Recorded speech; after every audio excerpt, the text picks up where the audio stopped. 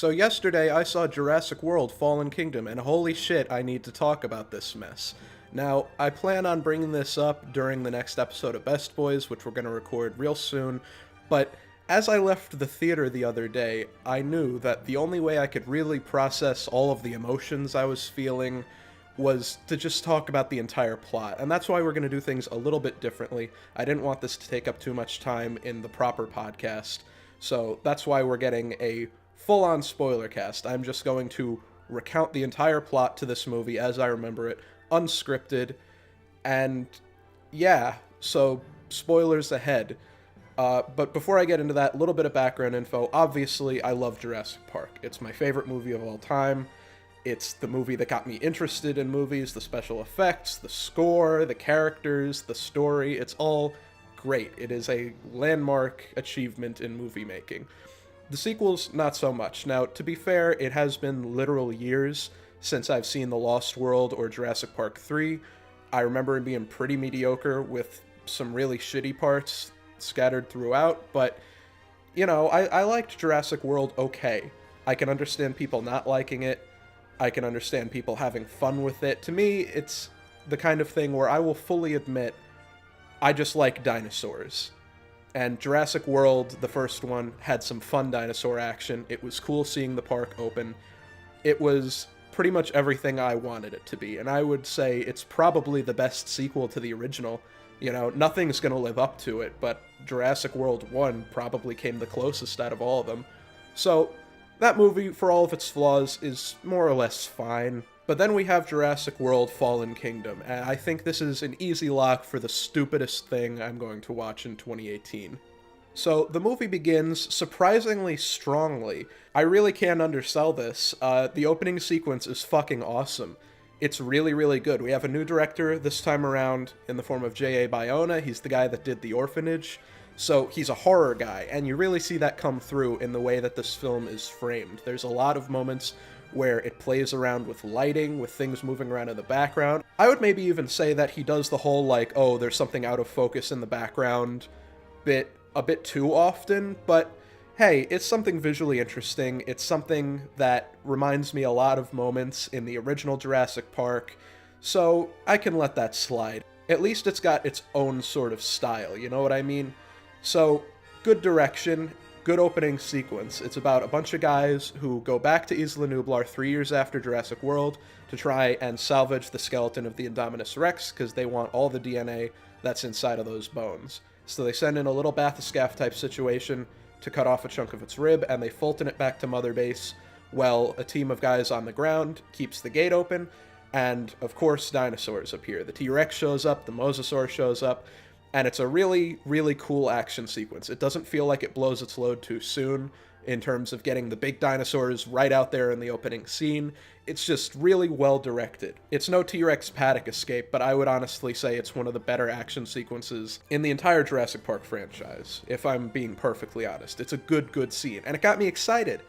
You know, it got me hyped up. I'm thinking, oh great, this is really good. This is really cool. Already, I like this scene better than just about anything in Jurassic World, so where are we going to go from here? And the answer is way downhill, because now we move into our actual plot, and this is the big problem number one with this movie, is the plot is really, really convoluted and nonsensical. It does that fan fiction thing where it starts introducing new elements to the lore that were never mentioned before, but they were totally around, you know? It's like, here's this big volcano that's been on the island the whole time, and it's been dormant, but now it's gonna erupt, so isn't that convenient? But, you know what, whatever. This is an action schlock movie about dinosaurs. Fuck it, I can accept that. And so Congress is arguing about whether or not they should intervene and save the dinosaurs, and this is where Jeff Goldblum's cameo comes in. I've seen a lot of people saying, oh, that was so disappointing, he only shows up for a little bit. I honestly thought his scenes were some of the best in the movie, because he's the only character that makes literally any sense in this entire film. Congress brings him on and says, hey, you have experience with dinosaurs, you've been to this island a couple times, do you think we should do anything? And his answer is a very simple fuck no. You know, you've already messed up by ripping these creatures out of history and putting them in the modern age. Now Mother Nature is giving you a chance to redeem yourself, to put the genie back in the bottle. Because now that genetic power exists, it's out there, you know, it's like nukes. There are now just going to be dinosaurs, but if this island blows up and they all die, we can have a chance at making things better. So, yeah, it sucks, yeah, it's gonna be very sad that all the little dinosaurs have to die, but it's really for the best. They were not supposed to be here in the first place, so we should just let them all die. And, I mean, yeah, actually. That makes perfect sense. That is the ethical thing to do in this situation. But then we're introduced to Bryce Dallas Howard's character, who is now leading a nonprofit organization to save the dinosaurs. And this is where we meet our annoying and useless side characters, whose names I can't even remember. But there's one who is a veterinarian for dinosaurs, who, despite having a doctorate degree in veterinary medicine, specifically for dinosaurs, she has never seen or worked on an actual dinosaur. So I guess it's just sort of like a participation trophy, you know? Like, she did the homework, so here's a piece of paper saying you are authorized to work on dinosaurs. You're probably never going to get to use this because the park is shut down, but, you know, you could say you're a dinosaur doctor at parties, and that's pretty cool and unique. And her character is that she's an asshole, because she has to be a strong female protagonist, and that's how you write a strong female protagonist, is you just make her a massive prick who doesn't have any redeeming personality traits and is just mean and nasty to everybody for no reason. Like, do you remember that scene in Alien where Ripley was just a huge bitch to everybody?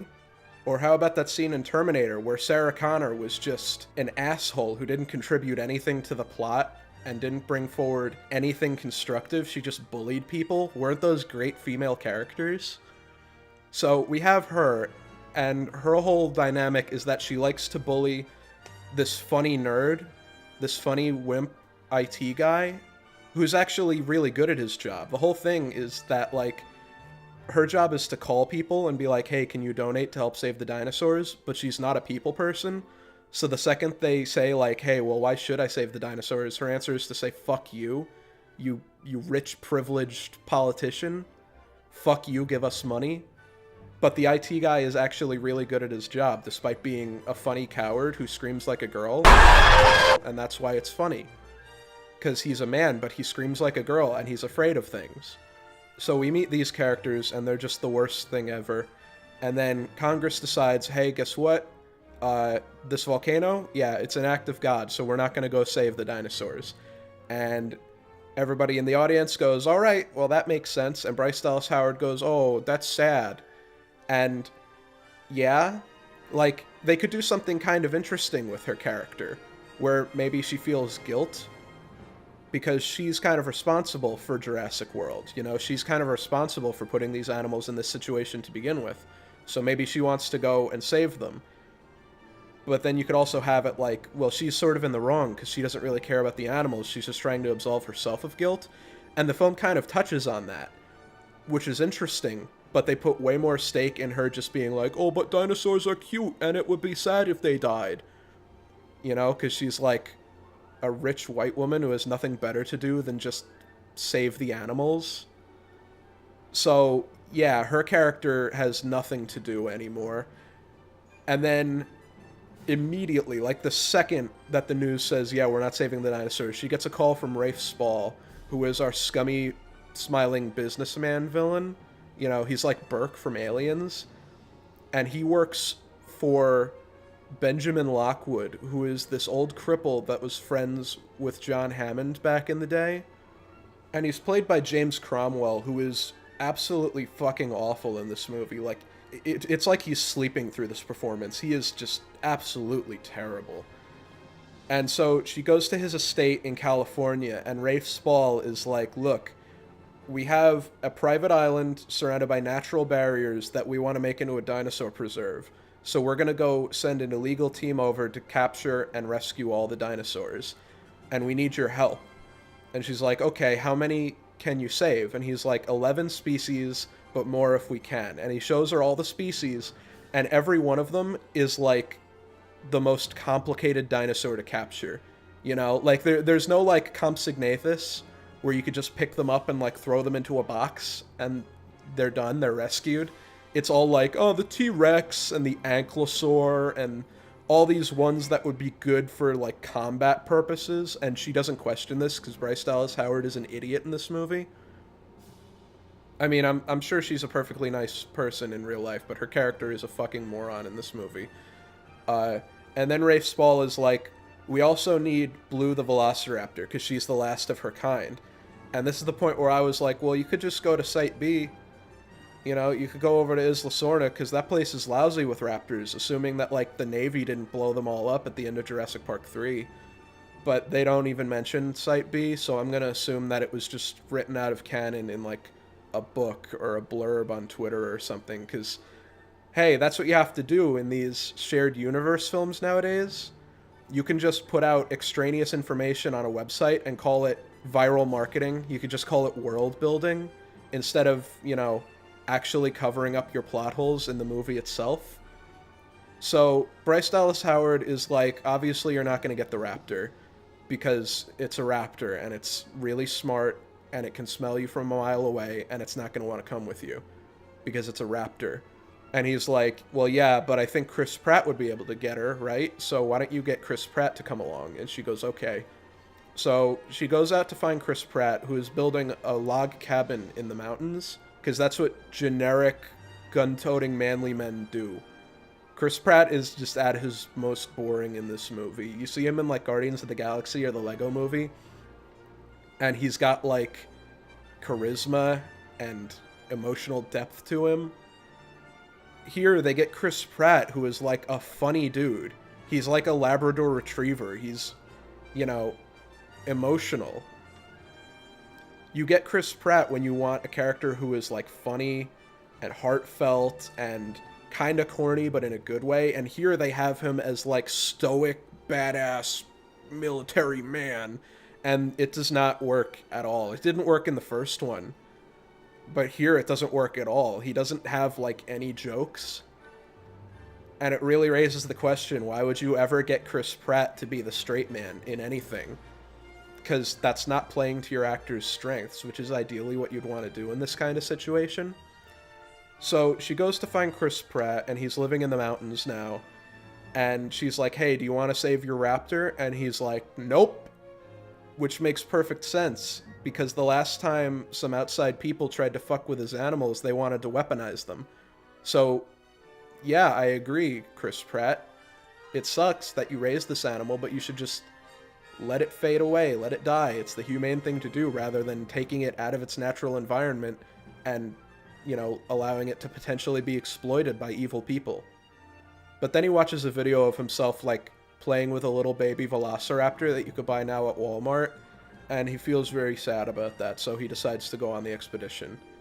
And that's one of the big problems with the protagonists in this movie. Like, every point they try and make in this ethical debate is 100% based on appeals to emotion, which, like, okay, humans aren't robots, so obviously there's going to be some sort of emotion there. I'm fine with that. Like, when Star-Lord fucked up everything in Infinity War, I wasn't like, oh, that's bad writing, because of course he would do that. But here, all of the points they make just don't really make any sense. Like, Bryce Dallas Howard is trying to get this congresswoman to help the dinosaurs, and she calls her on the phone and is like, do you have kids? Could you imagine what it would be like for them to grow up in a world where dinosaurs are extinct? And it's like, I grew up in that kind of world, and I don't know, man. Like, my life is okay. So they go off to Isla Nublar, and they bring everybody along. They bring, you know, the veterinarian, they bring the nerdy guy, they bring Bryce Dallas Howard, because the point they try to make, which I will admit is actually a pretty reasonable point, is that they need Bryce Dallas Howard to get access to the tracking beacons that are in all the dinosaurs. All the dinosaurs have little trackers put in them, but the systems are down because the park's been abandoned for 3 years, so they need her to get past the biometric scanners so they could get access to the mainframe of the island and track all the dinosaurs, which, alright, fine, that works. So they get to the island and they meet Military Man, who is played by the guy who played Buffalo Bill, and he's doing his best R. Lee Ermey impression. Like, I'm convinced they wanted R. Lee Ermey for this character, but, you know, he kind of died before they could lock him down. So they meet Military Man and they get into a bunch of armored vehicles and they drive through the island to like Main Street, and strong female protagonist just throws open the doors and runs out into the open in an island full of wild dinosaurs like some kind of idiot so that she can marvel at a brachiosaur, which is, you know, still dangerous because it's a big giant animal, and if it gets spooked, then they're all in deep shit. And also there could be any number of predators just lurking in the bushes because that's what they do. But no, it's fine because we need that Spielberg moment. And then they go to the little control room and the nerdy guy hacks into the system and gets everything online. Bryce Dallas Howard scans her hand and they get the trackers up and they're like, awesome, that worked out really well. There's the Velociraptor, let's go get her. So Chris Pratt sets out with some of the military guys to go capture Blue, and the veterinarian girl is like, I'm coming with you, because if things go wrong when you try to recapture her, she might get hurt, and I can work on her and fix her up. And it's like, all right, that makes sense. And the head military guy is like, are you sure you want to go with them? You're a civilian and you don't have a gun, and this is an island full of wild dinosaurs, and also you're going to hunt a velociraptor, which is arguably the deadliest thing on this entire island. Like, maybe even more so than the T-Rex, because you can outwit the T-Rex reasonably easily. Velociraptors, like, if you fuck up and they want you dead, you're dead. So are you sure you'd like to go, civilian girl? And she gets all in his face and is like, fuck you, I'm a strong, independent woman, I don't need you, military man, you cis male, and like, takes it really personally. And this is the point where I really started hating this character, because yeah, the military guy is a secret villain, shocker, but he has a point. He has like a really valid point. It's Dinosaur Island, and you're just gonna run off into the bushes without even arming yourself? Really? So that happens, and they find Blue, and Chris Pratt is gonna, you know, commune with nature and like get her on his side, and then they just pump her full of tranquilizers, and she freaks out and mauls one of the guys who shoots her with like an actual gun, like a bullet gun. And Chris Pratt gets really mad, and the military guys, instead of playing it off like they totally could have, just being like, oh, sorry about that, he got spooked, but, you know, we can make it better, they decide to just shoot Chris Pratt with a tranquilizer gun and leave him for dead, immediately revealing themselves as villains. And then the girl grabs a gun and tries to, like, intimidate them, being like, you need me alive so I could save that raptor. And there's like 50 of them, and they all have assault rifles, and they're like, hey, here's a better idea. How's about you fix that raptor and we don't shoot you? And she's like, no, okay. So, yeah. And then meanwhile, Bryce Dallas Howard and the nerdy guy get locked into the vault, because I guess the military guys just want to murder everybody, even though they could easily just bluff their way out of this whole situation. And they have to escape because a baryonyx comes through a tunnel, and also the volcano is exploding. So then we get to actually kind of a cool action sequence where Chris Pratt wakes up, and they have to run away from a bunch of stampeding dinosaurs, and also the erupting volcano, and it's a pretty good action sequence. It's the one that's in all the trailers where they're in the big hamster ball and it goes over the cliff. It's pretty good. It's pretty exciting. It's like a roller coaster, you know? There's not a lot of depth to it, but you could tell the director, J.A. Bayona, you know, he had his work cut out for him. He did a good job with it. So then the way they get off the island is they get into a truck that was left behind, and they do like a big stunt jump off of the dock and land on the boat. And none of the people on the boat pay this any attention, even though, you know, they just stunt jumped a truck off of a dock connected to an exploding island of dinosaurs. And then everybody looks out on the boat, and they look at the dock, and there's a brachiosaur there, and it's making all these, like, sad noises, like, oh, like it knows it's gonna die, and it just slowly gets swallowed up by volcanic ash. And, like, to the film's credit, this scene was pretty emotionally impactful, because I was sitting there in the theater thinking, like, oh, that's actually pretty good, because, you know, the first dinosaur you saw on Isla Nublar back in the first Jurassic Park was a brachiosaur. Maybe that's the same brachiosaur, you know, and now the island's blowing up and we have to watch it die. That's pretty subtle and nuanced. I really like this scene. But then it does, like, the stand on two legs pose, you know, that the other one did to eat the little leaves. This one just does that pose for no reason, as if to like really hammer it in, like remember that scene, and it completely killed the moment for me because it stopped being kind of a sad emotional moment and started being really blatant nostalgia pandering. So they leave the island and they're on the boat, and this is when we enter like the second act where fucking nothing happens. There's a little girl who lives at the big mansion. She's James Cromwell's granddaughter, supposedly. And she finds out by sneaking around like little kids do that Rafe Spall is planning to sell all the dinosaurs at auction. And also they've made a new dinosaur called the Indoraptor. And it's like the Indominus Rex, but it's smaller and smarter, and its DNA is hard-coded to listen to commands. Which, okay, I guess DNA can do that now. And the casting on this little girl is also kind of weird. Like, she doesn't do a bad job, but the actress they got looks like she's maybe like 12 or 13. But the character acts like she's maybe 7 or 8. Like, she plays pretend and, you know, imagines that she's on safari, which, like, good for her, I guess, considering she's clearly rich enough to have whatever kind of tablet she wants. But when your kid is pretending to be a dinosaur and they're, like, clearly almost a teenager, it's a little weird. And they set up this whole subplot where, like, she's asking about her mother who died in a car accident, and James Cromwell is like, yes, your mother died a while ago, and the little girl asks him, like, was she ever at Jurassic Park? And he's like, yes, she would have saved them all. And it's like, okay, so they're gonna do some kind of twist where, like, it reveals that her mother was character we already know. Like, I assumed her mother was going to be Lex from Jurassic Park 1. You know, like, she was somehow related to Lockwood or something, or, like, their parents were together, and that's why he and John Hammond were buddies, you know? Like, they were almost related through marriage or something. And then the movie kind of forgets about this plot point for a while. But then back on the boat, there's this part where, like, evil military guy goes up to the veterinarian and he's like, I need a blood sample from that raptor. And she's like, go to hell, old man, get your own damn sample. And the military guy, I shit you not, literally, like, shakes his head and is like, what a nasty woman. What a hashtag nasty woman. And I fucking groaned, like, oh my god, really? Is that still, like, a relevant reference? Really? That's what we're going with? Like, I thought What Are Those and Black Panther was bad, but this is just, ugh.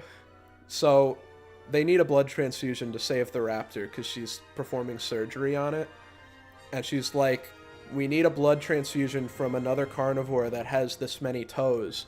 And the only other one on the boat is the T-Rex. So then you get a sequence that should be kind of fun and interesting, where Chris Pratt and Bryce Dallas Howard have to take a blood sample from a sleeping T-Rex, well, in, like, a shipping container. And it's like, that's a neat idea, you know, because you don't see characters getting that up and close to something like a T-Rex. That's pretty neat. But then the sequence, like, doesn't even matter, because the T-Rex wakes up, of course, and it starts thrashing around and roaring and, like, tearing up the little container it's in, but none of the people on the boat come to see what's happening. Like, you would expect that to be, oh, the T-Rex wakes up and they get caught. Or the T-Rex wakes up and now they have to escape before they get caught. Or something exciting like that. But they just sort of get the blood and just walk off in full view of everybody who tried to murder them when they were on the island. And, you know, no consequences happen at all. So they save Blue the Velociraptor and they take the bullet out of it and she's going to be fine.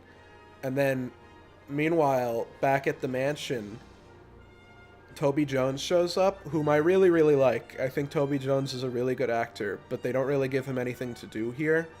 Like, he does a fine job, but his character's not really anything.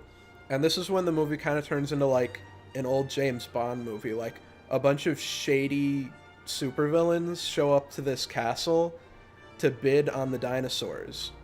And then, as the boat is about to reach the mainland, they get separated from the nerdy guy, because this extra shows up as, like, a sailor who's acting his heart out, but in a really embarrassing kind of way. Like, it feels like they didn't even give this guy a script. They just told him your motivation is that you're a very busy sailor. So he walks up to the nerdy guy, like the systems analyst, and he's like, come on now. We're about to make land. You need to come up to the mizzenmast. Take that rope. No, follow me. Come on now. We gotta tie the knot. We're sailing away now. Come on now. And it's really, really embarrassing for everybody on screen. And I imagine it was at least as embarrassing for everybody who was, like, behind the camera when they were filming that scene too.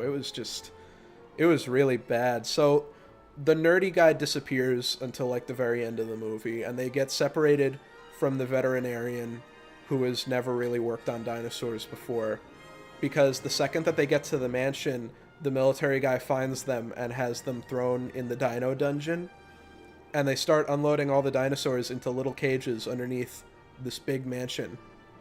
And then we get to the auction scene, where Chris Pratt and Bryce Dallas Howard escape and meet the little girl. And also James Cromwell is smothered by a pillow, because somehow the little girl told him about what Rafe Spall was doing, even though she's been locked in her room this whole time. Like, she discovers the Indoraptor, and Rafe Spall locks her in her room, and then the second after he does that, her nanny is like, "Mr. Lockwood would like to speak to you right away." And it's like, when did she tell him? Did he find out on his own? How did he do that? He's confined to a bed. And it just doesn't make any sense. But it's like, alright. So yeah, then James Cromwell is like, "You need to call the police." And Rafe Spall is like, "How's about I smother you with a pillow instead?" So he kills James Cromwell, and nobody feels anything because he didn't really have a character. And then the little girl finds out her grandpa's dead, and she's very sad about that. But then she and Chris Pratt and Bryce Dallas Howard escape, and they're watching the auction happen, and a bunch of evil supervillains are buying all the dinosaurs for millions and millions of dollars. And this is another moment where, like, in the same way that the first Jurassic World had that weird kind of self-harming metaphor, where it's like, the Indominus Rex is a metaphor for big dumb blockbusters that probably shouldn't happen, and it's like, well, Jurassic World is a big dumb blockbuster that probably shouldn't have happened. And then this time around, they're like, just leave well enough alone, let the dinosaurs die, we've gone too far already. And it's like, yeah, let the franchise die, you've gone too far already. And then they bring out the Indoraptor, just to show people, like, it's just a prototype. And everybody starts bidding on it. And BD Wong is like, you should not let them buy that. But then Rafe Spall is like, let's go through with it anyway, because we'll make a bunch of money. And it's like, yeah, that's kind of sums up this whole movie, doesn't it? Why are you taking yourself down a peg, Jurassic World? Why do you keep doing this? Do you think it makes you cool? Like, we're gonna agree with you because, oh, well, see, they get it. They know they're making a shitty action movie for nostalgia bucks. But, whatever. So they see the Indoraptor, and Chris Pratt is like, "We can't let that thing leave this mansion." And he runs off to, like, go confront it or whatever. Like, it's in a big cage, right? It's coming down a conveyor belt. Like, it's at a fashion show to, like, show it off to everybody. And Chris Pratt runs off with a little Stygimoloch that, you can buy at Target right now. And the little Stygimoloch creates a distraction while Chris Pratt fights a bunch of henchmen. And you assume that he's just going to pick up a gun and shoot the Indoraptor because it's an abomination. And, like, he doesn't. He just sort of stops the conveyor belt and scares all the old people out of the room and then just leaves. And that's when Buffalo Bill shows up again. And I forgot to mention, he has, like, a necklace of teeth. Like, he enjoys stealing teeth. Like, that's his thing. Specifically animal teeth. And specifically dinosaurs. So he sees the Indoraptor and he's like, "What are you?" And he tranquilizes it.